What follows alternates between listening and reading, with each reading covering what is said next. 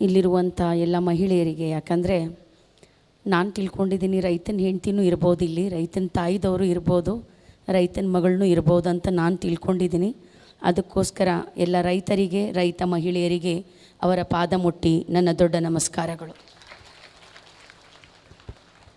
ಯಾಕಂದ್ರೆ ನನಗಿವತ್ತಿಲ್ಲಿ ಕರೆದಿದ್ದು ರೈತ ಕ್ಷೇತ್ರದಲ್ಲಿ, ಅಂದರೆ ಕೃಷಿ ಕ್ಷೇತ್ರದಲ್ಲಿ ಒಂದು ರೈತ ಮಹಿಳೆಯ ಪಾತ್ರ ಏನಿರ್ಬೋದು ಅಂತ. ಯಾಕಂದರೆ ಎಲ್ಲರೂ ಏನು ತಿಳ್ಕೊಂಡಿದ್ದಾರೆ, ಕೃಷಿ ಅಂದರೆ ಪುರುಷ ಪ್ರಧಾನ ಅಂತ ತಿಳ್ಕೊಂಡಿದ್ದಾರೆ. ಆದರೆ ಅಲ್ಲಿ ಸ್ವಲ್ಪ ಚೇಂಜ್ ಇದೆ. ಯಾಕಂದರೆ ಇವತ್ತೊಂದು ಗಳೆ ರೈತ ಹೂಡ್ತಾನಂದರೆ ಅದಕ್ಕೆ ಬುತ್ತಿ ಆಗಿರ್ಬೋದು, ರೊಟ್ಟಿ ಆಗಿರ್ಬೋದು, ಮುದ್ದೆ ಆಗಿರ್ಬೋದು, ರೈತನ ಹೆಂಡ್ತಿ ಕಟ್ಟಿದ ಮೇಲೆ ಆತ ಎತ್ತು ಗಳೆ ಹೂಡ್ತಾನೆ. ಆಕೆ ಹೋಗಿ ಹೊಲದೊಳಗೆ ಬೀಜ ಆಕೆ ಕೂರ್ಗಿಯೊಳಗೆ ಹಾಕಿದ ಮೇಲೆ ಆತ ಮುಂದೆ ಎತ್ತು ನಡೆಸ್ತಾನೆ.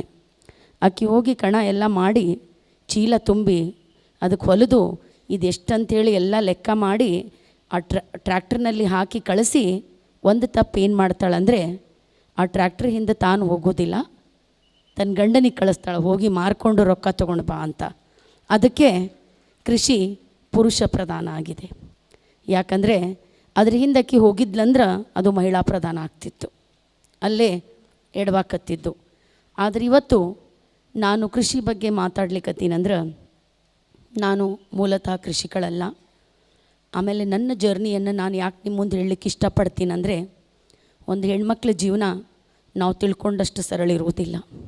ತವ್ರ ಮನೆಯೊಳಗೆ ಏನು ಕನಸು ಕಂಡಿರ್ತೀವಿ, ಗಂಡನ ಮನೆಯಲ್ಲಿ ಅದಕ್ಕೊಂದು ಸ್ಥಾನ, ಆ ಕನಸಿಗೆ ಒಂದು ಸಮ್ಮಾನ ಸಿಗುವುದಿಲ್ಲ. ಯಾಕಂದರೆ basically I am a computer engineer. I completed my post-graduation from Karnataka University, Dharwad.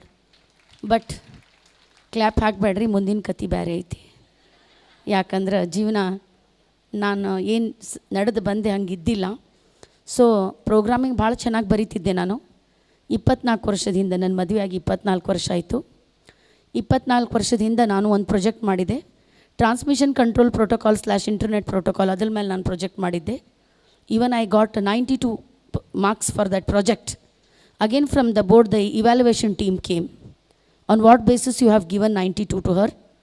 ಅವಾಗೆ ಮತ್ತೆ ನಾನು ಆ ಪ್ರೋಗ್ರಾಮ್ ಎಕ್ಸಿಕ್ಯೂಟ್ ಮಾಡಿ ತೋರಿಸಿದ ಮೇಲೆ they gave me 3 grace marks. ನನ್ನ ಮಾರ್ಕ್ಸ್ 95 ಆಯಿತು. ಒಂದು ಕಾನ್ಫಿಡೆನ್ಸ್ ಇತ್ತು, ಒಂದು ಉಲ್ಲಾಸ ಇತ್ತು, ಒಂದು ವಿಶ್ವಾಸ ಇತ್ತು. ಜೀವನದಲ್ಲಿ ಏನನ್ನಾದರೂ ಮಾಡಬಲ್ಲೆ, ಆಕಾಶವನ್ನು ಮುಟ್ಟಬಲ್ಲೆ ಅನ್ನುವಂಥ ಒಂದು ರೆಕ್ಕೆ ಪುಚ್ಚ ಹಾಕ್ಕೊಂಡು ನಾನು ಹಾರಾಡ್ಲಿಕ್ಕೆ ಪ್ರಾರಂಭ ಮಾಡಿದ್ದೆ. ಆದರೆ ಅದೇ ಟೈಮ್ನಲ್ಲಿ ರಾಯಚೂರು ಜಿಲ್ಲೆ ಮಾನ್ವಿ ತಾಲೂಕು ಕವಿತಾಳ್ ಅಂತ ಒಂದು ಸಣ್ಣ ಹಳ್ಳಿಗೆ ನನಗೆ ಮದುವೆ ಮಾಡಿಕೊಟ್ರು. ನಮ್ಮ ಅಮ್ಮ ಅಪ್ಪಗೆ ಬಿಟ್ಟಾಗ ಅಷ್ಟು ಹತ್ತಿದ್ದಿಲ್ಲ. ಆ ಊರು ನೋಡಿ ಇವತ್ತಿಗೂ ಕಣ್ಣು ಮೆತ್ತಗಾಗ್ತವೆ. ಯಾಕಂದರೆ ಅಂಥ ಊರು ನಾನು ನೋಡಿದ್ದಿಲ್ಲ. 2 ಕಿಲೋಮೀಟ್ರ್ ಗಂಡು ಮಕ್ಕಳೇ ಬರ್ತಾರಂದ್ರೆ ಹೆಣ್ಮಕ್ಳು ಒಳಗೆ ಓಡೋಗಿಬಿಡಬೇಕು, ಅಸ್ತಿತ್ವ ಇದ್ದಿಲ್ಲ. ಆ ತೊಳಲಾಟದ ನಡಬರ್ಕ, 4 ಗೋಡೆಗಳ ನಡಬರ್ಕೆ ಒಂದು ಹೆಣ್ಮಗಳ ತನ್ನ ಜೀವನವನ್ನು ರೂಪಿಸ್ಕೊಳ್ಳೋದಿಲ್ಲ, ಅಲ್ಲೇ ಮುಚ್ಚಿಬಿಡಬೇಕಿತ್ತು. ಅಂಥ ಒಂದು ಸಂದಿಗ್ಧ ಪರಿಸ್ಥಿತಿ ನನಗೆ ಬಂದಿತ್ತು. ಸ್ವಲ್ಪ ವಿಚಾರ ಮಾಡಿದೆ, ಈ ಹಳ್ಳ್ಯಾಗ ನನಗೆ ಇರೋಕ್ಕಾಗೋದಿಲ್ಲ ಅಂತ ಜಲ್ದಿ ಯಾರಿಗೂ ಗೊತ್ತಾಗ್ಲಾರ್ದಂಗೆ ನಾನು ಒಂದು ಇಂಟರ್ವ್ಯೂಗೆ ಅಪ್ಲೈ ಮಾಡಿದೆ. ನೌಕರಿ ಸಿಕ್ತು. ಪ್ರತಿಷ್ಠಿತ ಬಹುರಾಷ್ಟ್ರೀಯ ಕಂಪ್ನಿಯಲ್ಲಿ 40,000 ರೂಪಾಯಿ ಸಂಬಳಕ್ಕೆ ನನಗೆ ನೌಕರಿ ಸಿಕ್ತು. ಸಂತೋಷವಾಗಿದ್ದೆ. ನನ್ನ ಗಂಡನಿಗೆ ಹೋಗಿ ನನಗೆ ಇಂಟರ್ವ್ಯೂ ಬಂದಿದೆ, ನಡ್ರಿ ಜಲ್ದಿ ಇಲ್ಲಿಂದ ಹೋಗಮ್ಮ ಅಂತ. ಆದರೆ ಆ ಹುಚ್ಚುತನದಲ್ಲಿ ಒಂದು ಮರೆತು ಬಿಟ್ಟಿದ್ದೆ. ನನ್ನ ಗಂಡ ಹಾಲ್ನಲ್ಲಿ ಅವ್ರ ಪೇರೆಂಟ್ಸ್ ಜೊತೆ ಇದ್ದರು. ಪೇರೆಂಟ್ಸ್ ಜೊತೆ ಇದ್ದಾಗ ಗಂಡನ ಜೊತೆ ಮಾತಾಡುವಂಥ ಅಧಿಕಾರ ಇದ್ದಿಲ್ಲ. ಅಂಥ ಒಂದು ಸಂಪ್ರದಾಯಸ್ಥ ಕುಟುಂಬ ಅದಾಗಿತ್ತು. ನಮ್ಮ ಅತ್ತಿ ಕಣ್ಣಿನಿಂದ ಒಳಗೆ ಹೋಗಂತ ಹೇಳ್ತಿದ್ರು, ನಾನು ಹೋಗಕತ್ತಿದ್ದಿಲ್ಲ. ನನ್ನ ಗಂಡ ಲೆಟ್ರ್ ಹರಿದು ನಿನ್ನ ಮನೆಯೊಳಗೆ ನಿನ್ನ ಕೆಲಸ ನೋಡು ಅಂತ ಹೇಳಿದರು. ಆದ್ರೆ ನಾನು ಯಾರು ಕೈ ಹಿಡ್ಕೊಂಡು ಬಂದಿದ್ದೆ, ಅವ್ರ ಕಣ್ಣೊಳಗೆ ಕಣ್ಣಿಟ್ಟು ಒಂದು ಪ್ರಶ್ನೆ ನಾನು ಕೇಳಿದೆ. ಯಾಕಂದ್ರೆ ಆ ಪ್ರಶ್ನೆ, ಆ ಧೈರ್ಯ ಅನಿವಾರ್ಯ ಆಗಿತ್ತು. ಅವತ್ತು ಆ ಧೈರ್ಯ ಮಾಡಿದ್ದಿಲ್ಲ ಅಂದ್ರೆ ಇವತ್ತು ನಾನು ನಿಮ್ಮ ಮುಂದೆ ಬಂದು ನಿಂದಿರ್ಲಿಕ್ಕೆ ಆಗ್ತಿದ್ದಿಲ್ಲ. ನನ್ನ ಗಂಡನಿಗೆ ನಾ ಕೇಳಿದೆ ನಾನೇನು ಮಾಡಬೇಕು ಅಂತ. ಅವಾಗ ಅವ್ರು ಹೇಳಿದರು, ಒಂದು ಓದಿದ ಹುಡುಗಿ ಹೊಲ ಮನೆಯೊಳಗೆ ಏನೂ ಮಾಡ್ಲಿಕ್ಕೆ ಆಗೋದಿಲ್ಲ ಅಂತಾರೆ, ನೀ ಅದ್ರೊಳಗೆ ಮಾಡಿ ತೋರಿಸಿ. ಯಾಕಂದ್ರೆ ನನ್ನ ಪೇರೆಂಟ್ಸ್ ಅಗೇನ್ಸ್ಟ್ ಹೋಗಿ ನಾನು ಹಿಂಗೆ ಜಾಬ್ ಮಾಡ್ಲಿಕ್ಕೆ ಕಳಿಸ್ಲಿಕ್ಕೆ ಆಗಲ್ಲ ಅಂತ.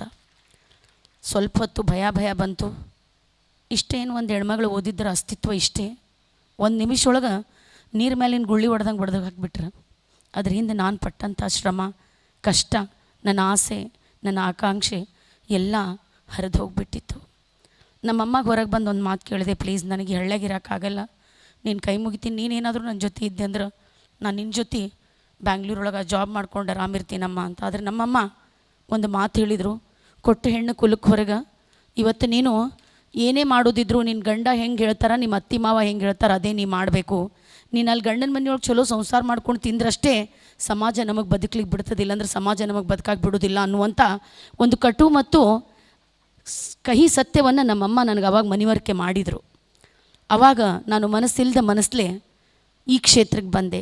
ಆಮೇಲೆ ಒಂದು ಹೆಣ್ಮಗಳು ಇಂಥ ಒಂದು ಪ್ಲ್ಯಾಟ್ಫಾರ್ಮ್ ಒಳಗೆ ಇಷ್ಟು ಜನಗಳ ಮುಂದೆ ಮಾತಾಡ್ತಾಳಂದ್ರೆ ಎರಡು ಕುಟುಂಬಗಳ ಕೈ ಹಿಡಿಯೋದು ಭಾಳ ಅನಿವಾರ್ಯ ಆಗಿರ್ತದೆ. ಯಾಕಂದ್ರೆ ಇವತ್ತು ನಾನು ಇಲ್ಲಿ ನಿಲ್ಲಿಕ್ಕೆ ಕಾರಣ ನನ್ನ ತವ್ರ ಮನೆಯ ಸಂಸ್ಕಾರ, ನನ್ನ ಗಂಡನ ಮನೆಯ ಸಹಕಾರ, ಇದೆರಡೂ ಇದ್ದಿದ್ದಿಲ್ಲಂದ್ರೆ this journey was next to impossible.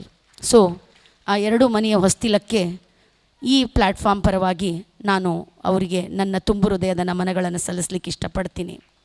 ಹೀಗೆ ನನ್ನ ಪಯಣ ಪ್ರಾರಂಭ ಆದಾಗ ನನ್ನ ಗಂಡ ಕೊಟ್ಟಿದ್ದಂಥ ಭೂಮಿ ಕಲ್ಲು ಭೂಮಿಯಾಗಿತ್ತು, ಏನೂ ಬೆಳೀತಿದ್ದಿಲ್ಲ ಅದು. ಆ ಕಲ್ಲುಗಳನ್ನು ತೆಗ್ಯಾಕ 4 ವರ್ಷ ಆಯಿತು. ಅರ್ಧ ಚೀಲ ಸಜ್ಜಿ ಬೆಳೀತಿದ್ದಿಲ್ಲ, ನೀರಿದ್ದಿಲ್ಲ.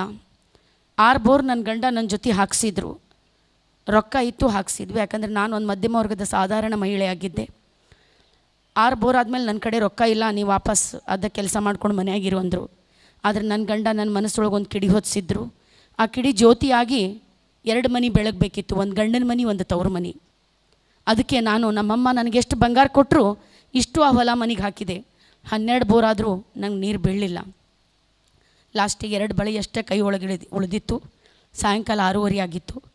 ನಮ್ಮ ಮನೆಯವ್ರಿಗೆ ಕರೆದೆ, ಇವೆರಡು ಬಳಿ ಉಳಿದವು, ಇದೊಂದು ಹೋಗಿ ಮಾರು ಬಂದುಬಿಡ್ರಿ. ನನ್ನ ಗಂಡ ಬೇಡ, ಅವು 2 ಅದಾವ, ಇಷ್ಟು ಇಟ್ಕೋ. ಯಾಕಂದ್ರೆ ಅವಾಗ ಬಂಗಾರ 6,200 ರೂಪಾಯಿ ಇತ್ತು, ಈಗ 40,000 ರೂಪಾಯಿ ಆಗ್ಯದ. ಆ ಬಳಿ ಒಯ್ದು ಮಾರಾಟ ಮಾಡ್ಕೊಂಡು ಬಂದಮೇಲೆ ಒಂದೊಂದು ಬಳಿ 2 ತೊಲೆ ಇತ್ತು, 24,000 ರೂಪಾಯಿ ಬಂತು. ಮುಂಜಾನೆ 4:15 ಬೋರ್ ಗಾಡಿ ಬಂತು. ನನ್ನ ಎಷ್ಟು ಸಿಟ್ಟಿತ್ತು, ಮಣ್ಣನ್ನು ಗಟ್ಟಿ ಹಿಡ್ಕೊಂಡು ಭೂಮಿ ತಾಯಿ ಮೇಲೆ ತೆಗಿಲಿಕ್ಕತ್ತಿದ್ದೆ. ಯಾಕಂದ್ರೆ ಇದು ಇವತ್ತು ನಂಗೆ ನೀರು ಬೀಳಿಲ್ಲ ಅಂದ್ರೆ ಇದು ನನ್ನ ಸೋಲಲ್ಲ, ಭೂಮಿ ತಾಯಿ ನಿನ್ನ ಸೋಲು. ಯಾಕಂದ್ರೆ ನೀನು ಒಂದು ಹೆಣ್ಮಗಳದಿ, ನನಗೆ ಮತ್ತೆ ಆ 4 ಗೋಡೆಗಳ ನಡಬರ್ಕೆ ನಾನು ಬಂದಿತಳಾಗಿರ್ಬೇಕಾಗ್ತದೆ.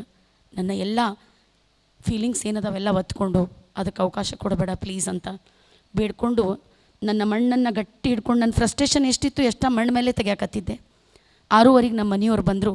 ನನ್ನ ಆಳ ಮಗನೂ ಬಂದ, ಮೇಡಮ್ 1.5 ಇಂಚ್ ನೀರು ಬಿದ್ದದಂತ. ಆವಾಗ ನಾನು ಮಣ್ಣನ್ನು ಕೈ ಬಿಟ್ಟೆ, ಆದರೆ ಮಣ್ಣು ನನ್ನ ಕೈ ಬಿಟ್ಟಿದ್ದಿಲ್ಲ. ನನ್ನ ಕೈ ಒಳಗೆ ಮಣ್ಣು ಹಂಗೆ ಇತ್ತು. ಆವಾಗ ನಾನು ತಿಳ್ಕೊಂಡೆ, ಯಾರು ಕೈ ಹಿಡ್ಕೊತಾರೋ ಬಿಡ್ತಾರೋ ಗೊತ್ತಿಲ್ಲ, ಆ ಭೂಮಿ ತಾಯಿ ನನ್ನ ಕೈ ಬಿಡೋದಿಲ್ಲ ಅಂತ. ಆವಾಗ ನನ್ನ ಪ್ರಯಾಣವನ್ನು ನಾನು ಪ್ರಾರಂಭ ಮಾಡಿದೆ. 1.5 ಇಂಚ್ ನೀರಿನಲ್ಲಿ ನಾನು ಮಾಡಿದಂಥ 1ನೇ ಬೆಳೆ ದಾಳಿಂಬೆ. ಆವಾಗ ದಾಳಿಂಬೆ ಯಾರೂ ಮಾಡಿದ್ದಿಲ್ಲ. ನನಗೆ ಸಿಕ್ಕಂಥ ಬೆಲೆ 63 rupees per kg. I got the net profit of 5,80,000 rupees first year. ಆಮೇಲೆ ಈಗಲೂ ಕ್ಲ್ಯಾಪ್ ಹೊಡಿಬೇಡ್ರಿ, ಮುಂದಿನ ಕತೆ ಬೇರೆ ಐತಿ. ಯಾಕಂದ್ರೆ ಉಳ್ಳಾಗಡ್ಡಿ ಈ ವರ್ಷ 200 ರೂಪಾಯಿ kg ಆಗ್ಯಾವ. ಒಂದೊಂದು ವರ್ಷ 8 kg ಇದ್ದಾಗ ನಾವು ತಿಪ್ಪಿಗೆ ಹೋಗ್ದೀವಿ ರೈತರು. ಯಾಕಂದ್ರೆ 1000 ಸಲ ಮಣ್ಣೇ ಆಗಿರ್ತದೆ, ಒಂದು ಸಲ ಬಂಗಾರ ಆಗಿರ್ತದೆ. ಇದು ಒಂದು ಕವಿತಾ ಮಿಶ್ರನ ಕಥೆಯಲ್ಲ, ಕರ್ನಾಟಕದ ಎಲ್ಲ ರೈತ ಮಹಿಳೆಯರ ಕಥೆ ಇದ್ದಿದ್ದು. ಅದಕ್ಕೆ ನಾನು ಮತ್ತೆ ನನ್ನ 2ನೇ ಬೆಳೆಗೆ ಕೈ ಹಾಕಿದೆ. I was little bit confident, ಹೊಲ ಮನೆಯೊಳಗೆ ಕೆಲಸ ಮಾಡೋದು ಕಲ್ತಿದ್ದೆ. 2ನೇ ಬೆಳೆಗೆ ನನಗೆ ಸಿಕ್ಕಂಥ ದುಡ್ಡು 112 ರೂಪಾಯಿ kg ಸಿಕ್ತು. ಆವಾಗ ಬಂದಂಥ ದುಡ್ಡು 12 ಲಕ್ಷ. ಮತ್ತು ನಾನು ನನ್ನ 3ನೇ ಬೆಳೆಗೆ ಕೈ ಹಾಕಿದೆ. ಆವಾಗ ಸಿಕ್ಕಂಥ ದುಡ್ಡು 143 rupees kg. 6ನೇ ಬೆಳೆಗೆ ಕೈ ಹಾಕಿದಾಗ ನನಗೆ ಬಂದಂಥ ದುಡ್ಡು 180 rupees per kg. My each fruit was carrying 500 grams. It was export, ಫಾರಿನಿಗೆ ಕಳಿಸಿದ್ದೆ ನಾನು. ಆವಾಗ ಬಂದಂಥ ದುಡ್ಡು 23 ಲಕ್ಷ ರೂಪಾಯಿ ನನ್ನ ಕೈ ಒಳಗೆ ಬಂದಿತ್ತು. ನಾನು ಕೋಟಿಗೆ ಗಿರ್ದಾ ಕೋಟಿಗೆ 2 ಲಕ್ಷ ಕಡಿಮೆ ಇತ್ತು, ಅಷ್ಟು ಸಮೀಪ ಇದ್ದೆ. ಆಸೆ ಇತ್ತು 23 ಲಕ್ಷ ರೂಪಾಯಿ ಇನ್ವೆಸ್ಟ್ ಮಾಡಿ 50 ಲಕ್ಷನ ನಾನು ಗಳಿಸಬಲ್ಲೆ ಅನ್ನುವಂಥ ಒಂದು ಕಾನ್ಫಿಡೆಂಟ್ದಿಂದ 23 ಲಕ್ಷನ ನಾನು ಇನ್ವೆಸ್ಟ್ ಮಾಡಿದೆ. 23 ಲಕ್ಷನ ನಾನು ಇನ್ವೆಸ್ಟ್ ಮಾಡಿದ ಮೇಲೆ ನನಗೆ 9 ಲೋಡ್ ಗಾಡಿ ಹಣ್ಣು ಬಂತು. ಅದು ಬ್ಯಾಂಗ್ಳೂರು ಮಾರ್ಕೆಟ್ದಿಂದ ರಿಜೆಕ್ಟ್ ಆಗಿ ವಾಪಸ್ ಬಂತು. ಯಾಕಂದರೆ ಬ್ಯಾಕ್ಟೀರಿಯಲ್ ಬ್ಲೈಟ್ ಡಿಸೀಸ್, ದುಂಡಾಣು ಅಂಗಮಾರಿ ರೋಗ, ದಾಳಿಂಬೆಗೆ ಚುಕ್ಕಿ ಮತ್ತು ಸೀಲ್ಡ್ ರೋಗ ಬರ್ತದಲ್ಲ, ಹಾಗಾಗಿ ಅದು ರಿಜೆಕ್ಟ್ ಆಗಿ ವಾಪಸ್ ಬಂತು. ನನ್ನ ಪರಿಸ್ಥಿತಿ ಹೆಂಗಾಗಿತ್ತಂದ್ರೆ ದೊಡ್ಡದೊಂದು ಗುಡ್ಡದ ಮೇಲಿಂದ ದಪ್ಪ ಅಂತ ಕೆಳಗೆ ಒಗ್ದಂಗಾಗಿತ್ತು. ಕೆಳಗೆ ಬಿದ್ದಾಗ ಕಾಲಷ್ಟು ಮುರಿದ್ರೆ ಮೇಲೆ ಎದ್ದೇಳ್ತಿದ್ದೆ, ಸೊಂಟ ಮುರಿದೋಗಿತ್ತು. ಯಾಕಂದ್ರೆ ಸೊಂಟ ಮುರಿದವರು ಮೇಲೆ ಎದ್ದೇಳೋದು ಅಷ್ಟು ಸರಳ ಇಲ್ಲ. ಬಿದ್ದರೂ ತವ್ರ ಮನೆಯೊಳಗೆ ಬಿದ್ದಿದ್ದಿಲ್ಲ. ತವ್ರ ಮನೆಯೊಳಗೆ ಬಿದ್ದರೆ ತಂದೆ ತಾಯಿ ಇನ್ನೊಂದು ಚಾನ್ಸ್ ಕೊಡ್ತಿದ್ರು. ತಾಯಿ ಸೆರೆಗೊಳಗೆ ಮುಚ್ಕೊತಿದ್ಲು, ನನ್ನ ಮಗಳು ಮತ್ತೇನಾದರೂ ಮಾಡ್ತಾಳಂತ. ಆದರೆ ನಾನು ಗಂಡನ ಮನೆಯಲ್ಲಿ ಬಿದ್ದಿದ್ದೆ. ಅದು ಇಶ್ಯೂ ಆಗಿಬಿಡ್ತು. ಆ ಹೆಣ್ಮಗಳು ಓದ್ಯಾಳ, ದಿಮಾಗ್ ಭಾಳ ಮಾಡಾಕತ್ತಿದ್ಲು. ಸುಮ್ಮನೆ ಕಸ ಮುಸ್ರಿ ಮಾಡ್ಕೊಂಡು ಮನ್ಯಾಗ ಕುಂದ್ರಂದ್ರೆ ನಾ ಅದನ್ನು ಮಾಡ್ತೀನಿ ಇದನ್ನು ಮಾಡ್ತೀನಿ ಅಂಥೇಳಿ ಹೋಗಿ ಲಾಸ್ಟಿಗೆ ತಾನು ರೋಡಿಗೆ ಬಿದ್ದು ನನಗೂ ರೋಡಿಗೆ ತೊಗೊಂಬಂದು ನಿಂದ್ರಿಸಿದ್ರಂತ ಎಲ್ಲರೂ ಬೈಯಾಕೆ ಪ್ರಾರಂಭ ಮಾಡಿಬಿಟ್ರು. 23 ಲಕ್ಷ ರೂಪಾಯಿ ನಾ ಖರ್ಚು ಮಾಡಿದಾಗ ನನ್ನ ಕೈಯೊಳಗೆ ಬಂದಿದ್ದಂಥ ದುಡ್ಡು 1,10,000 ಬಂದಿತ್ತು. ಗೊಬ್ಬರದ ಅಂಗಡಿಯವರು ಬಡ್ಡಿ, ಚಕ್ರ ಬಡ್ಡಿ, ಅಸಲು ರಾತ್ರಿ ನಮ್ಮ ಮನೆ ಮುಂದೆ ಬಂದು ನಿಂತುಬಿಟ್ರು. ಹೊರಗಡೆನೂ ನಾನು ಸ್ವಲ್ಪ ಸಾಲ ಮಾಡಿದ್ದೆ, ಅವರು ಬಂದು ನಿಂತುಬಿಟ್ರು. ಎಲ್ಲರೂ ಕಿರಿ ಮಾಡಕತ್ಬಿಟ್ರು. ಯಾಕಂದ್ರೆ ಎಲ್ಲರೂ ಗೆದ್ದೆತ್ತಿನ ಬಾಲ ಹಿಡಿತಾರೆ, ಬಿದ್ದೆತ್ತಿಗೆ ಎಲ್ಲರೂ ಕಲ್ಲೆಟ್ಟು ಹೊಡಿತಾರೆ. ಯಾಕಂದ್ರೆ ಆ ಎತ್ತಿಗೆ ಓಡಕ್ಕೆ ಬರ್ತಿರೋದಿಲ್ಲ. ಫ್ರೆಂಡ್ಸ್ ರಿಲೇಟಿವ್ಸ್ ಬಾಜುಗೆ ಬರೋದಿಲ್ಲ. ಯಾಕಂದ್ರೆ ನಾವು ಇವ್ರ ಬಾಜುಗೆ ಹೋದ್ರೆ ಮತ್ತು ನಮಗೂ ಗಿಳ್ಕೊಂಡಾರ, ನಾವು ಇವ್ರ ಜೊತೆ ಬಿದ್ದಿದ್ದೀವಂತ. ಆ ಒಂದು ಸ್ಥಿತಿ ಒಳಗೆ ನಾನಿದ್ದೆ. ಹಾಲೊಳಗೆ ನಾ ಕುಂತರು ಇನ್ಲಾಸ್ ಎದ್ದು ಹೋಗಿಬಿಡ್ತಿದ್ರು. ಅಷ್ಟು ನಾನು ಒಬ್ಬಕ್ಕಿಯಾಗಿದ್ದೆ. I have been isolated, I have been suppressed, I have been harassed, I have been humiliated. ಆವಾಗ ನಾನು ಸಮಾಜವನ್ನು ಎದುರಿಸ್ಲಿಕ್ಕೆ ಆಗಲಾರ್ದ, ಸಾಲ್ಗಾರ ಕಿಟಿ ತಾಳಲಾರ್ದ ಆತ್ಮಹತ್ಯೆಗೆ ಪ್ರಯತ್ನ ಪಟ್ಟೆ. ಇವತ್ತು ನಾನು ಬಂದು ನಿಮ್ಮ ಮುಂದೆ ಮಾತಾಡಕತ್ತೀನಂದ್ರೆ ಸಾವನ್ನು ಭಾಳ ಸಮೀಪದಿಂದ ನೋಡಿ ಬಂದು ನಿಂತಿದ್ದೀನಿ. ನಾನು 5% ಚಾನ್ಸಸ್ ಇತ್ತು ನನ್ನ ಸರ್ವೈವಲದ್ದು. ಅಷ್ಟು ಸಮೀಪದಿಂದ ಸಾವು ಮತ್ತು ಜೀವನವನ್ನು ನೋಡಿ ಬಂದು ಇವತ್ತು ನಿಮ್ಮ ಮುಂದೆ ಒಂದು ಯಶೋಗಾಥೆಯನ್ನು ಮಾತಾಡ್ಲಿಕ್ಕತ್ತೀನಿ ನಾನು. ಎಲ್ಲರೂ ಹೇಳ್ತಾರೆ ಯಶಸ್ವಿ ಪುರುಷನ ಹಿಂದೆ ಮಹಿಳೆ ಅಂತ. ಆದರೆ ಇವತ್ತು ನನ್ನ ಹಿಂದೆ ಇದ್ದಿದ್ದು ನನ್ನ ಗಂಡ. ಯಾವಾಗ ನಾನು ಬಿದ್ದೆ, ನಾನು ಉಳಿಯೋದಿಲ್ಲ ಅಂತ ಡಾಕ್ಟ್ರ್ ಹೇಳಿದರು. ತಾನೇನೇನು ಉಳಿತಾಯ ಮಾಡಿದ್ರು ನನ್ನ ಗಂಡ ಅದನ್ನೆಲ್ಲ ಹಾಕಿ ನನಗೆ ಮತ್ತೆ ವಾಪಸ್ ಉಳಿಸ್ಕೊಂಡು ಬಂದರು. My mother give me birth, but my husband give me rebirth. Today what ever I am, it's only because of my husband. ಇಲ್ಲಂದ್ರೆ ನಾನು ಇಲ್ಲಿ ನಿಲ್ಲಿಕ್ಕಾಗ್ತಿದ್ದಿಲ್ಲ. ನನ್ನ ತಂದೆ ತಾಯಿ ಪ್ರತಿಬಿಂಬವನ್ನು ನನ್ನ ಗಂಡನ ಕಣ್ಣಿನಲ್ಲಿ ನಾನು ನೋಡಿದಾಗ, ನನ್ನ ಮೇಲೆ ಎಲ್ಲರೂ ಕಾನ್ಫಿಡೆನ್ಸ್ ತಕ್ಕೊಂಡಾಗ ನನ್ನ ಗಂಡ ಪಾಪ ಹೊರಗಿಂದ ಸಾಲ ಮಾಡ್ಕೊಂಡು ಬಂದು ನಿನ್ನ ಮೇಲೆ ನನಗೆ ವಿಶ್ವಾಸ ಐತಿ, ನೀ ಇನ್ನೊಂದು ಪ್ರಯತ್ನ ಮಾಡು ಅಂತ ನನಗೆ ಇನ್ನೊಂದು ಚಾನ್ಸ್ ನನ್ನ ಗಂಡ ಕೊಟ್ಟರು.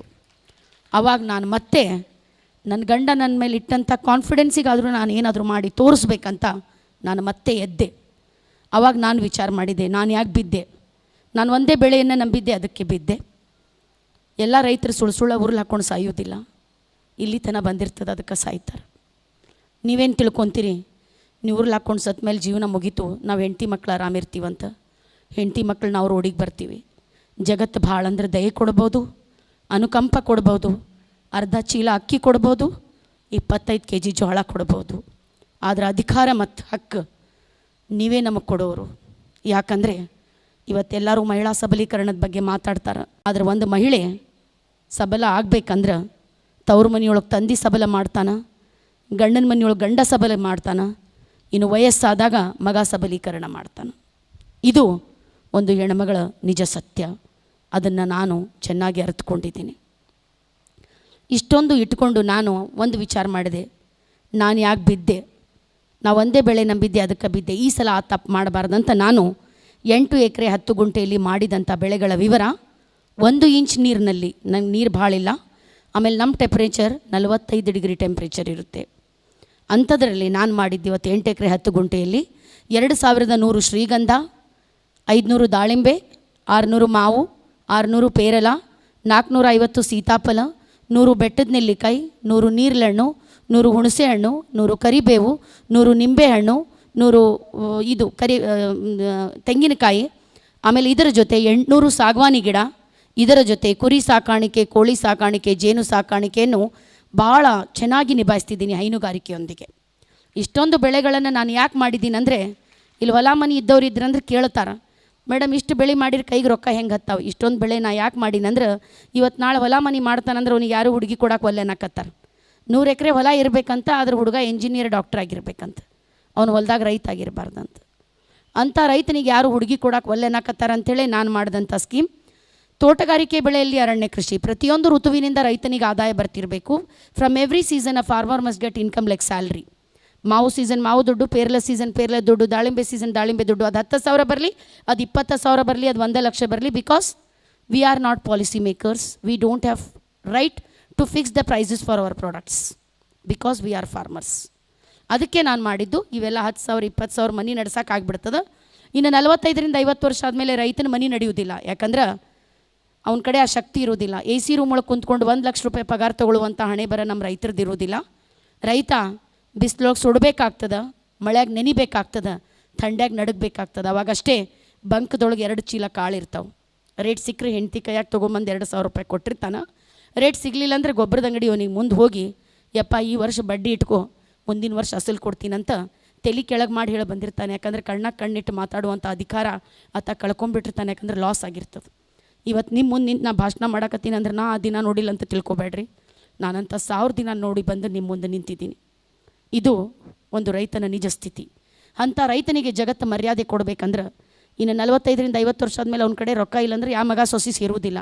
ಕೈಯಾಗ ರೊಕ್ಕ ಇದ್ದರಷ್ಟ ಮಗ ಸೊಸಿ ಮರ್ಯಾದೆ ಕೊಡ್ತಾರೆ. ಅದರ ಕೈಯಾಗ ರೊಕ್ಕ ಇರಲಿಲ್ಲ ಅಂದ್ರೆ ಅವರಿಗೆ ನೀವು ಅಲ್ಲೇ ಕುಂದ್ರಿ ಅಂತ ಕುಂದಿರ್ಸ್ತಾರೆ ಮೂಲ್ಯಾಗ. ಅಂಥ ರೈತ 45ರಿಂದ 50 ವರ್ಷ ಆದಮೇಲೆ ಅವನು ಕೋಟಿಯಲ್ಲಿ ಮಾತಾಡುವಂಥ ಬೆಳೆ ಶ್ರೀಗಂಧ. Because according to the government rate of Karnataka today's existing price of sandalwood per kg is 11,000 rupees per kg. Per tonnage it will be 1,10 lakhs. From each acre a farmer can expect minimum 4 to 5 tons. He'll be having the ownership of minimum 6 crores per acre. ಒಂದು ಎಕರೆದಿಂದ ಒಂದು ರೈತ 12ರಿಂದ 15 ವರ್ಷದ duration ಒಳಗೆ 6 ಕೋಟಿ ಆದಾಯದ ಒಡೆಯನಾಗ್ತಾನೆ. ಯಾಕಂದ್ರೆ ಒಂದು engineer ಕೋಟಿಯೊಳಗೆ ಮಾತಾಡ್ಬೋದು, ಒಂದು ಡಾಕ್ಟರ್ ಕೋಟಿಯಲ್ಲಿ ಮಾತಾಡ್ಬೋದು. ಆದರೆ ಹೆಬ್ಬಟ್ಟು ಹೊತ್ತು ರೈತನು ಕೋಟಿಯಲ್ಲಿ ಮಾತಾಡಬೇಕು. ಜಗತ್ತು ಅವನು ಹೆಂಡತಿ ಮಕ್ಕಳಿಗೆ ಕೊಡುವಂಥ ಮರ್ಯಾದೆ ಬದಲಾಗಬೇಕು. ಯಾಕಂದ್ರೆ ಎಷ್ಟು ಸಲ ಒಂದು ರೈತನ ಹೆಂಡತಿ ಮನಸ್ಸು ಉರಿದಿರ್ತದೆ, ನನ್ನ ಗಂಡನೂ ಆಫೀಸರ್ ಆಗಿದ್ರೆ ನಾನು ಒಂದು 10 ತೊಲಿ ಬಂಗಾರ ಹಾಕ್ಕೊತಿದ್ದೆ ಅಂತ.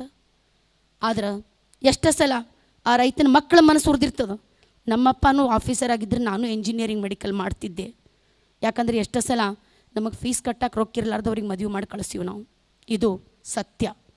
ಅಂಥ ರೈತನ ಹೆಂಡ್ತಿನೂ 1 kg ಬಂಗಾರ ಹಾಕ್ಕೋಬೇಕು. ಅಂಥ ರೈತನ ಮಕ್ಕಳನ್ನೂ ಎಂಜಿನಿಯರಿಂಗ್ ಮೆಡಿಕಲ್ ಓದಬೇಕು. ಆ ದಿನ ಬರಬೇಕು. ಯಾಕಂದ್ರೆ ಇವತ್ತೂ ಒಂದು ರೈತನ ಹೆಂಡ್ತಿ ಬಂದ್ರಂದ್ರೆ ಬಾವ ಅಂತ ನೆಲ ತೋರಿಸ್ತಾರೆ. ಅಕ್ಕಿಗೂ ಆ ಕುರ್ಚಿ ಸಿಗ್ಬೇಕು, which she deserve to be. ಅದಕ್ಕೋಸ್ಕರ ನನ್ನ ಈ ಪಯಣ ಅಂಥ ರೈತ ಮಹಿಳೆಯರಿಗೋಸ್ಕರ. Because I told I was humiliated, I was suppressed, I was isolated, I have harassed. It is not the story of one Kavita Mishra. It is a story of many Kavita Mishras. ಬೂದಿ ಮುಚ್ಚಿದ ಕೆಂಡದಂತಿರುವಂಥ ಸಾವಿರಾರು ಕವಿತಾ ಮಿಶ್ರಗಳ ಕತೆ ಇದಾಗಿದೆ. ನನ್ನ ಕನಸು ಸತ್ತಿತ್ತು, ಛಲ ಸತ್ತಿದ್ದಿಲ್ಲ. ಅಂಥ ಛಲದಿಂದ ಛಲಗಾರಿಕೆಯಿಂದ ಬದುಕದಂಥ ಭಾಳಷ್ಟು ಹೆಣ್ಮಕ್ಳು ಇಲ್ಲಿ ಕುಂತೀರಿ. 24 ವರ್ಷದಿಂದ ನನ್ನ ಗಂಡ ನನಗೊಂದು ಚಾಲೆಂಜ್ ಕೊಟ್ಟರು, ನೀವು ಹೊಲ ಮನೆಯೊಳಗೆ ಏನಾದರೂ ಮಾಡಿ ತೋರಿಸಂತ. ಅದೇ 3 ವರ್ಷದಿಂದ ನನ್ನ ಮಗಳು ಬಂದು ಒಂದು ಚಾಲೆಂಜ್ ಕೊಟ್ಟಳು. ಆಕೆ ಫೈನಲ್ ಇಯರ್ ಇಂಜಿನಿಯರಿಂಗ್ ಇದ್ದಾಳೆ ಆಚಾರ್ಯ ಇನ್ಸ್ಟಿಟ್ಯೂಟ್ ಆಫ್ ಟೆಕ್ನಾಲಜಿನಲ್ಲಿ. ಏನು ಮಮ್ಮಿ ಪಪ್ಪ ನೌಕರಿ ಬಿಡಂದ್ರೆ ನೀನು ಯಾಕೆ ಬಿಟ್ಟು? ನಿಮ್ಮ ಅಕ್ಕ ತಂಗಿ ಇಬ್ಬರು ಬೆಂಗಳೂರೊಳಗೆ ಸಾಫ್ಟ್ವೇರ್ ಇಂಜಿನಿಯರ್ಸ್ ಅದಾರ, ಅವ್ರು ಎಷ್ಟು ಒಳ್ಳೆ ಜೀವನ ಕೊಟ್ಟಾರೋ ಅವ್ರ ಮಕ್ಕಳಿಗೆ, ನೀ ಏನು ಕೊಟ್ಟು ನಮಗೆ? ಯಾವಾಗ ನೋಡ್ದವಾಗ ಲೇಬರ್ ಓಡೋದ ಅಂತಿದ್ದಿ, ಮಳೆ ಭಾಳ ಬಂತಂತಿದ್ದಿ, ಮಳೆ ಬರಲೇ ಇಲ್ಲ ಅಂತಿದ್ದಿ, ಪ್ರೈಸ್ ಬೆಲೆ ಸಿಗಲಿಲ್ಲ ಅಂತ ಹೇಳ್ತಿದ್ದಿ. ಇಂಥ ಒಂದು ಜೀವನ ಕೊಡೋದಕ್ಕೆ ನಮಗೆ ಜನ್ಮ ಯಾಕೆ ಕೊಟ್ಟು ಅಂತ ನನ್ನ ಮಗಳು ನನ್ನ ಅಸ್ತಿತ್ವದ ಬಗ್ಗೆ ಒಂದು ಪ್ರಶ್ನೆ ಮಾಡ್ತಾಳೆ. ಸ್ವಲ್ಪ ಹೊತ್ತು ನನ್ನ ಕಾಲು ಕೆಳಗೆ ನೆಲ ಹೋದಂಗೆ ಆಗಿಬಿಟ್ಟಿತ್ತು. ನಾನೇನು ಅಚೀವ್ ಮಾಡಿದೆ ಅಂತ. ಸ್ವಲ್ಪ ಹೊತ್ತು ಬಿದ್ದುಬಿಟ್ಟೆ ನಾ ಕೆಳಗೆ.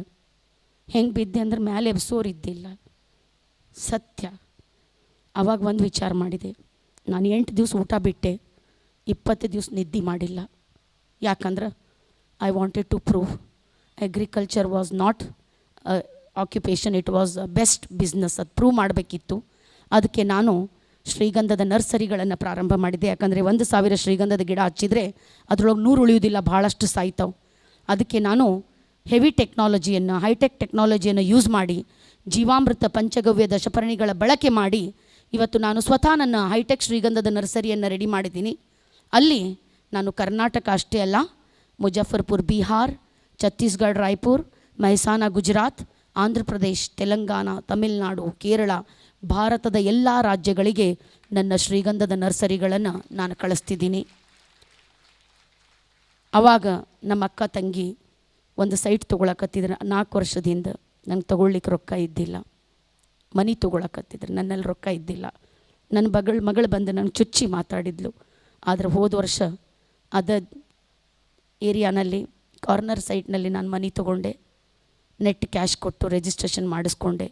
ಆವಾಗ ನಮ್ಮ ಅಕ್ಕ ತಂಗಿ ಬಂದು ನನಗೊಂದು ಮಾತು ಹೇಳಿದರು, ನಾವು MNCಯಲ್ಲಿ ಕೆಲಸ ಮಾಡಿದ್ದೀವಿ, ಅಲ್ಲಿ ಲೋನ್ ತೊಗೊಂಡಿದ್ದೀವಿ, ಅಲ್ಲಿ EMI ಕಟ್ಟಬೇಕು, ಅಲ್ಲಿ ಇಷ್ಟು ತ್ರಾಸು ಕೊಡ್ತಾರೆ, ಹೊರಗೆ ನಕ್ಕೊಂತ ಒಳಗವ್ರಿಗೆ ಬೈಕೊಂತ ಅಲ್ಲಿ ಕೆಲಸ ಮಾಡಕತ್ತೀವಿ. ನಿನ್ನಂಗೆ ನೀನು ಹೊಲ್ದಾಗ ದುಡಿದು ನೀನು ನೆಟ್ ಕ್ಯಾಶ್ ಕೊಟ್ಟು ರಿಜಿಸ್ಟ್ರೇಷನ್ ಮಾಡಿಸ್ಕೊಂಡಿದ್ದಕ್ಕೆ ನೀನು ನಿಜವಾದ ಬಾಸ್.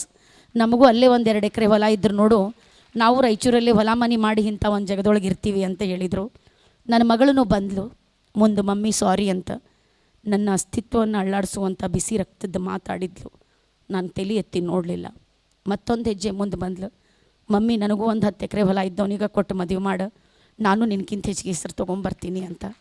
ಯಾಕಂದರೆ ಅದು ನನ್ನ ಜೀವನದಲ್ಲೆಲ್ಲ ಯಾವುದೇ ತಂದೆ ತಾಯಿಗೆ ನಮ್ಮ ಮಕ್ಕಳು ನಾವು ಮಾಡುವಂಥ ಕಸಬಿನ ಬಗ್ಗೆ ಗೌರವ ತೋರಿಸಿದಾಗ ಎಲ್ಲ ತಂದೆ ತಾಯಿಗೆ ಬಹಳಷ್ಟು ಸಂತೋಷ ಆಗ್ತದೆ.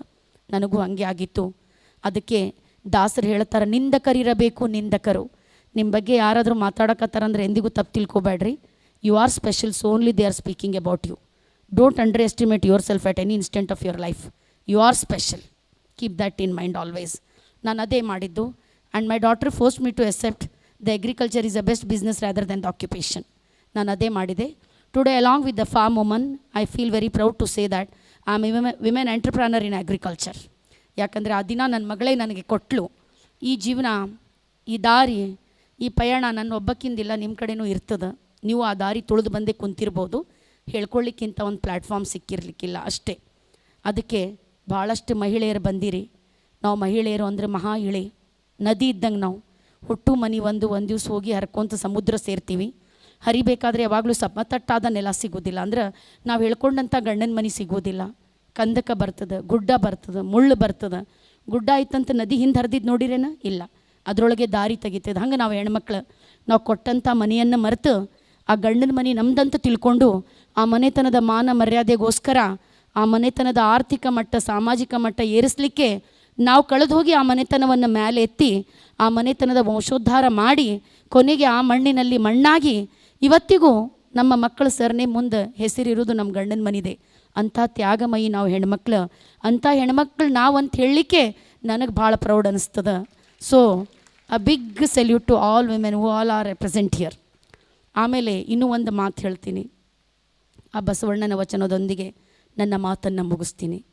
ನನ್ನ ತವ್ರ ಮನೆಯೊಳಗೆ ಭಾಳ ಪ್ರೀತಿಯಿಂದ ಬೆಳೆಸಿದ್ರು, ಏನೂ ಕೆಲಸ ಹಚ್ಚಿದ್ದಿಲ್ಲ. ಆದರೆ ಗಂಡನ ಮನೆಯೊಳಗೆ 32 ಡಿಗ್ರಿ ಟೆಂಪ್ರೇಚರ್ ಧಾರವಾಡ ಇತ್ತು, 45 ಡಿಗ್ರಿ. ಮನೆಯೊಳಗೆ ಕುಂತಲ್ಲೇ 4 ಸಲ ಚಕ್ರ ಬಂದು ಬಿದ್ದಿದ್ದೆ ನಾನು.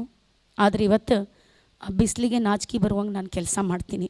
ಆ ಬಿಸಿಲಿಗೆ ಚಕ್ರ ಬರ್ಬೇಕು ಹಂಗೆ ನಾನು ಕೆಲಸ ಮಾಡ್ತೀನಿ. ಆಮೇಲೆ 10 ದನದ ಹೆಂಡಿ ಕಸ ಬಳಿತೀನಿ, 10 ದನದ ಹಾಲು ಹಿಂಡ್ಕೊಂಬರ್ತೀನಿ, 50 ಕುರಿ ಮರಿ ಮೇಯಿಸ್ಕೊಂಡು ಬರ್ತೀನಿ, ನನ್ನ ಕೋಳಿಗಳಿಗೆ ಕಾಳು ಹಾಕ್ತೀನಿ. ನಮ್ಮ ಅಕ್ಕ ತಂಗಿ ವಾಟ್ಸಪ್ DP ನಾ ಕುರಿ ಮೇಯಿಸೋದು ಇಟ್ಟಾರೆ ಶೆಪರ್ಡ್ ಅಂತ. ನನಗೇನು ನಾಚಿಕೆ ಬರೋದಿಲ್ಲ. ಯಾಕಂದ್ರೆ ನನ್ನ ಮಕ್ಕಳ ಫೀಸ್ ಕಟ್ಟೋದು ನನ್ನ ಕುರಿ, ಅವ್ರೇನು ಕಟ್ಟಲ್ಲ. ಅದಕ್ಕೆ ಯಾವುದೇ ಕೆಲಸ ಸಣ್ಣದಿರೋದಿಲ್ಲ, ಯಾವುದೇ ಕೆಲಸ ದೊಡ್ಡದಿರುವುದಿಲ್ಲ. ನೀವು ಮನಸ್ಸಿಲೆ ಯಾವುದೇ ಕೆಲಸ ಮಾಡಿದರೂ ಆ ದೇವರು ನಿಮಗೆ ಯಶಸ್ಸು ಕೊಟ್ಟೆ ಕೊಡ್ತಾನೆ. ಅದನ್ನು ಯಾಕೆ ನಿಮ್ಮ ಮುಂದೆ ಹೇಳ್ತೀನಂದರೆ, ನಾವು ಒಂದೇ ಸಲ ಹಾಲು ಹಿಂಡಕ್ಕೆ ಹೋದಾಗ ಎಮ್ಮೆ ಒದ್ದು ಬಿಟ್ಟಿತ್ತು, ಕಾಲು ಮುರಿದಿತ್ತು. ಆದರೆ ನಾ ಬಿಡಲಿಲ್ಲ, ಎಮ್ಮೆ ಜೊತೆ ಫ್ರೆಂಡ್ಶಿಪ್ ಮಾಡಿಕೊಂಡೆ.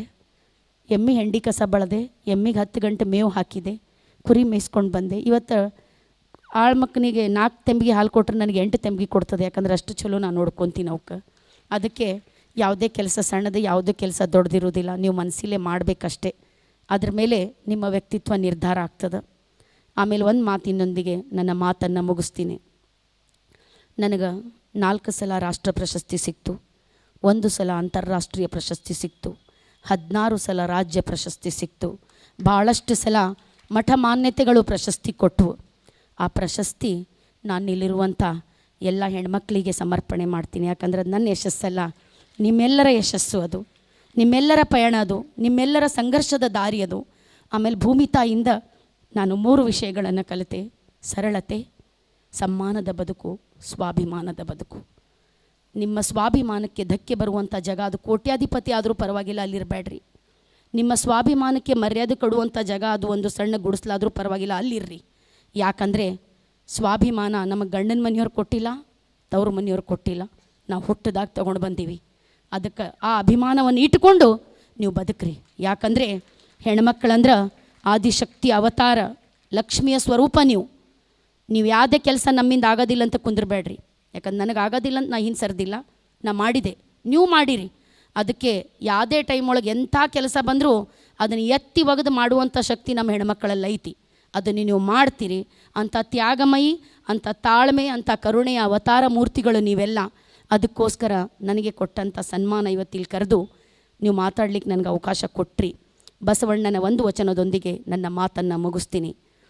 ಇವನಾರವ ಇವನಾರವ ಇವನಾರವ ಎಂದೆನಿಸದಿರಯ್ಯ, ಇವನಮ್ಮವ ಇವನಮ್ಮವ ಇವನಮ್ಮವ ಎಂದೆನಿಸಯ್ಯ ಕೂಡಲ ಸಂಗಮ ದೇವ. ನಾನು ರಾಯಚೂರು ಜಿಲ್ಲೆಗೆ ಆದರೂ ಇವನಾರವ ಅಂತ ನೀವು ನನಗೆ ಹೇಳಲಿಲ್ಲ. ನಿಮ್ಮ ಜಿಲ್ಲೆಗೆ ಕರೆದು ಇವನಮ್ಮವ ಅಂತ ನಿಮ್ಮ ಮನೆಯ ಮಗಳ ಸ್ಥಾನಮಾನ ನನಗೆ ಕೊಟ್ಟು ಇಂಥ ಒಂದು ಪ್ಲ್ಯಾಟ್ಫಾರ್ಮ್ನಲ್ಲಿ ಮರ್ಯಾದೆ ಕೊಟ್ಟಿದ್ದಕ್ಕೆ ನಿಮ್ಮೆಲ್ಲರಿಗೂ ನನ್ನ ಮನದಾಳದ ದೊಡ್ಡ ನಮಸ್ಕಾರಗಳನ್ನು ಹೇಳ್ತೀನಿ. ನೀವು ಇದನ್ನು ಮಾಡಿ ಬಸವಣ್ಣನ ಆ ವಚನವನ್ನು ಅರ್ಥಗರ್ಭಿತರನ್ನಾಗಿ ಮಾಡಿದ್ದೀರಿ. ಒಕ್ಕಲಿಲ್ಲದ ಊರು, ಮಕ್ಕಳಿಲ್ಲದ ಮನೆ, ಲೆಕ್ಕವಿಲ್ಲದ ಬೇಹಾರ, ಈ ಮೂರು ದುಃಖ ಕಾಣೆಂದ ಸರ್ವಜ್ಞ. ಯಾವ ಊರೊಳಗೆ ಒಕ್ಕಲಿಗನಿಲ್ಲ ಆ ಊರಿಗೆ ಅರ್ಥ ಇಲ್ಲ, ಅಲ್ಲಿ ಲಕ್ಷ್ಮಿನೂ ಇರುವುದಿಲ್ಲ, ಸರಸ್ವತಿನೂ ಇರುವುದಿಲ್ಲ. ಎಲ್ಲಿ ಒಕ್ಕಲಿಗನಿದ್ದಾನೆ ಅಲ್ಲಿ ದೇವರು ಸುಖ, ಶಾಂತಿ, ಸಮಾಧಾನ, ಸಮೃದ್ಧಿಯನ್ನು ಕೊಟ್ಟೆ ಕೊಡ್ತಾನೆ. ನೇಗಿಲ ಕುಲದೊಳಗಡಗಿದೆ ಕರ್ಮ, ನೇಗಿಲ ಮೇಲೆ ನಿಂತಿದೆ ಧರ್ಮ. ಧರ್ಮ ಮತ್ತು ಕರ್ಮ ರೈತರೇ ನಿಮ್ಮ ಮೇಲೆ ನಿಂತವ. ಯಾಕಂದರೆ ಒಂದು ಇಂಜಿನಿಯರ್ ಸ್ಟ್ರೈಕ್ ಮಾಡಿದ್ರು ಜಗತ್ತು ನಡೀತದ, ಒಂದು ಡಾಕ್ಟರ್ ಸ್ಟ್ರೈಕ್ ಮಾಡಿದ್ರು ಜಗತ್ತು ನಡೀತದ. ಆದ್ರೆ ನಮ್ಮ ಅನ್ನದಾತ ಒಂದು ಹಿಂಗಾರಿ ಮುಂಗಾರಿ ಒಂದು ಬೆಳಿಲಿಲ್ಲ ಅಂದರೆ ಜಗತ್ತು ಅಳ್ಳಾಡಿ ಹೋಗ್ತದೆ. ಯಾಕಂದರೆ ನೀವು ಕಂಪ್ಯೂಟರ್ ಮುಂದೆ ಕುತ್ಕೊಂಡು ಎಲ್ಲ ತೊಗೋಬೋದು, ಆದರೆ ಅಕ್ಕಿ ಬೇಳೆ ತೊಗೊಳ್ಳಿಕ್ಕಾಗಲ್ಲ. ಅದಕ್ಕೆ ಆ ರೈತನೇ ಕೊಡಬೇಕು ಅಂತ ಅನ್ನದಾತ ನಾವು ಯಾವಾಗಲೂ ಕೊಟ್ಟವರು ಬೇಡದವರಲ್ಲ. ನೀವು ಯಾವತ್ತೂ ಅನ್ನದಾತ್ರೆ ಒಬ್ರಿಗೆ ಕೊಡುವಂಗೆ ಆಗಬೇಕು, ಬೇಡುವಂಥ ದಿನ ದೇವ್ರು ಎಂದಿಗೂ ನಿಮಗೆ ತರಬಾರ್ದು ಅಂತ ಮಾತು ಹೇಳಿ, ಜೈ ಜವಾನ್ ಜೈ ಕಿಸಾನ್ ಅಂತ ಹೇಳಿ ಇವತ್ತಿಲ್ಲಿ ನನಗೆ ಕೊಟ್ಟಂಥ ಸನ್ಮಾನ ನನಗಲ್ಲ, ಆ ಭೂಮಿ ತಾಯಿ ಕೊಟ್ಟಿರಿ, ಆ ಮಣ್ಣಿಗೆ ಕೊಟ್ಟಿದ್ದೀರಿ.